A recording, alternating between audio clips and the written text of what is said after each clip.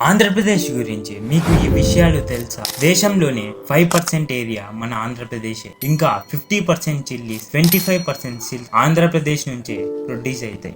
నేవీకి కావాల్సిన ships, submarines కూడా మన ఆంధ్రప్రదేశ్ లోనే విశాఖపట్నం నుంచి మ్యానుఫ్యాక్చర్ అవుతాయి. ఆంధ్రాలోనే శ్రీహరికోట నుంచే దేశంలోని మేజర్ స్పేస్ మిషన్స్ లాంచ్ చేస్తారు. కేవలం మన ఆంధ్ర నుంచే 70% స్ట్రిమ్, 27% ఫిష్, 20% ఎగ్స్ ఎక్స్పోర్ట్ అవుతాయి వేరే రాష్ట్రాలు.